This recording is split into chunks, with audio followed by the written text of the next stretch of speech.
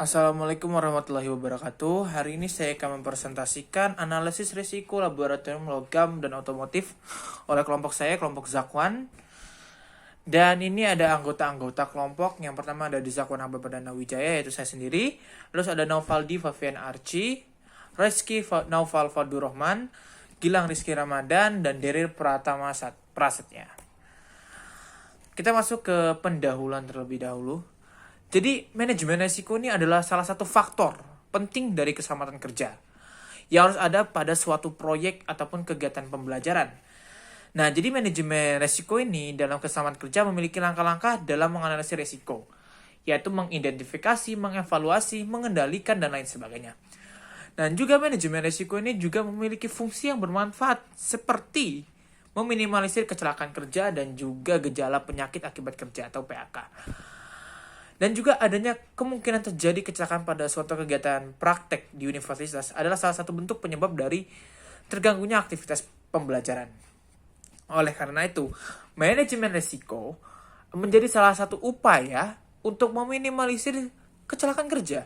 Melalui peraturan pemerintah nomor 50 tahun 2012, pemerintah menetapkan penerapan sistem manajemen keselamatan dan kesehatan kerja SMK 3 yang merupakan kebijakan pemerintah yang wajib kita laksanakan dalam perusahaan dalam upaya menurunkan angka kecelakaan kerja dan penyakit akibat kerja. Jadi kita akan langsung saja masuk ke dalam pembahasan kita. Dan pada PPT kali ini terdapat sekiranya itu ada sekitar 1, 2, 3, 4, 5, 6, 7. Ada 8 yang terkena medium. Di sini seperti gerinda mesin, lalu penggunaan traktor, penggunaan APD, lalu juga penggunaan mesin bubut, penggunaan las, dan juga lingkungan kerja. Lalu masuk ke permasalahan. Nah, dalam tabel hasil penelitian, kita tuh ada 7 level yang mencakup penggunaan gerinda, penggunaan las, penggunaan traktor, penggunaan mesin bubut, dan lingkungan kerja. Dan itu dalam kategori tersebut. Jadi ada 5 kategori, dan dalam 5 kategori itu terdapat 7 level medium di setiap, bukan di setiap, tapi dari 5 kategori itu terdapat 7 level medium. Nah, meskipun dalam tabel tidak ada level tinggi, tidak ada level merah, ini adalah salah satu bentuk resiko yang jika dibiarkan akan menimbulkan resiko yang jauh lebih buruk.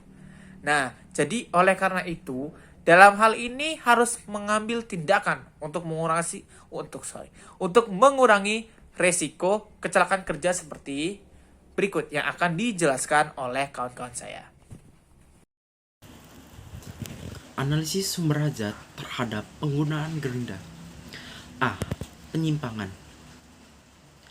Penyimpangan yang terjadi apabila pekerja tidak selalu menggunakan APD seperti safety helmet, safety goggles, sarung tangan, masker, safety shoes saat melakukan pekerjaan. B. Penyebab. Penyebab dari munculnya penyimpangan tersebut yaitu rendahnya kesadaran akan pentingnya keselamatan kerja yang disebabkan kurangnya pengetahuan dan pelatihan K3 bagi pekerja terutama dalam penggunaan APD karena budaya K3 masih dianggap sebagai kewajiban saja di mana pekerja hanya sebagai pelaksana. C. Konsekuensi. Konsekuensi yang dialami oleh pekerja apabila melakukan dan tidak menggunakan APD adalah sebagai berikut. 1. Gangguan pendengaran dan penglihatan. 2. Melukai anggota badan. 3. Percikan yang bisa menyebabkan kebakaran. Apabila hal ini tidak segera ada upaya perbaikan oleh manajemen K3 perusahaan, maka akan merugikan pekerja dan citra dari perusahaan tersebut. D. Tindakan yang bisa dilakukan untuk mengatasi sumber hajat ini yaitu sebagai berikut. Pertama, melakukan briefing K3 sebelum melakukan pekerjaan untuk mengingatkan pekerja tentang resiko, bahaya, dan pentingnya penggunaan alat pelindung diri atau APD. Melakukan pelatihan K3 kepada pekerja secara menyeluruh. 3. Pengawasan secara berkala baik oleh petugas, dosen maupun pengawas lapangan. Analisis sumber hazard terhadap penggunaan las. A. Penyimpanan deviation. Penyimpanan yang terjadi yaitu 1. Merusak retina mata jika api yang dihasilkan mengenai mata. 2. Pencahayaan terus-menerus dapat merusak mata dan menyebabkan pembengkakan mata. 3. Pemanas dari alat las yang dapat menimbulkan percikan api. Yang B. Penyebab cause. 1. Kurangnya kesadaran dalam penggunaan APD. 2. Kurangnya penerangan 5R pada area kerja. C. Konsekuensi yang akan dialami oleh pekerja apabila lingkungan kerja tidak aman. Pekerja mengalami penyakit akibat kerja PAK dari percikan api pada las dan kebisingan pada area lingkungan kerja. D. Tindakan atau action. 1. Penggunaan APD yang lengkap. 2. Penerapan 5R pada lingkungan kerja. 3. Memperhatikan jarak aman pengelasan. Terima kasih. Analisa sumber hazard terhadap penggunaan traktor. A. Penyimpangan deviation. Pekerja tidak hati-hati dalam mengoperasikan traktor. Kurangnya ketelitian saat pengecekan alat kerja sebelum dilakukan pekerjaan. B. Cause. Penyebab. Perilaku pekerja yang lalai tidak hati-hati menyebabkan kerugian bagi pekerja lain di sekitarnya. Kurangnya inspeksi rutin pada alat kerja oleh pihak operator. Kurangnya pengamatan oleh pihak pekerja dan operator pada saat pekerjaan. C. Konsekuensi yang akan dialami oleh pekerja apabila traktor tidak dikendarai sesuai SOP adalah sebagai berikut. Yang pertama, kecelakaan kendaraan pada saat mobilisasi maupun demobilisasi kendaraan. Pekerja mengalami luka-luka saat terjadi kecelakaan. Kerusakan pada fasilitas atau lingkungan sekitar. D. Tindakan action. Pengecekan kendaraan seperti pengecekan fisik kendaraan hingga instrumen yang ada apakah berfungsi atau tidak sebelum melakukan mobilisasi ke tempat kerja. Baca peraturan pemakaian traktor atau penggunaan traktor yang sesuai dengan standar SOP. Analisis sumber hazard terhadap mesin bubut. A. Penyimpangan deviation. C. Konsekuensi 1. Pekerja tidak hati-hati dalam mengoperasikan alat. 2. Pekerja tidak menggunakan APBD lengkap. 3.